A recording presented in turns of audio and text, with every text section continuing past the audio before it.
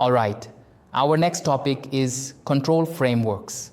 Now, I know ISO standards might sound dry, but they are the proven blueprints for cybersecurity success. We don't need to reinvent the wheel, we just need to use what works. Think of it like building a model airplane. If you asked me to build one from sticks, I'd fail. But if you gave me a proven design, I could build something that flies. That's exactly what control frameworks do for our security. Let's look at the big ones.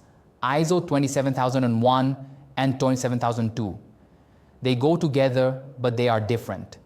ISO 27001 is the framework, the objectives, or the what. ISO 27002 holds the controls, the implementation, or the how. So remember for the exam, if they ask about the framework certification, it's 27001. If they ask about controls or implementation, it's 27002. The 2022 version of ISO 27002 organizes 93 controls into 4 main categories: organizational, people, physical, and technology. You don't need to memorize every single one, but knowing these categories helps. Next, for those in the federal space, we have the NIST Cybersecurity Framework.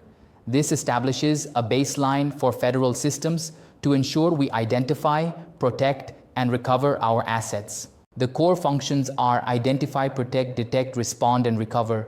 And importantly, in CSF 2.0, we have governance sitting right in the center, overseeing everything we do.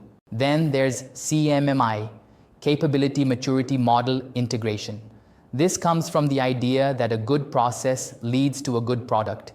It measures how mature your security processes actually are. There are 5 levels: initial, repeatable, defined, quantitatively managed, and optimized.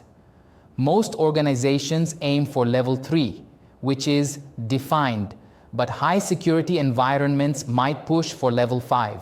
Finally, all these frameworks help us perform gap analysis.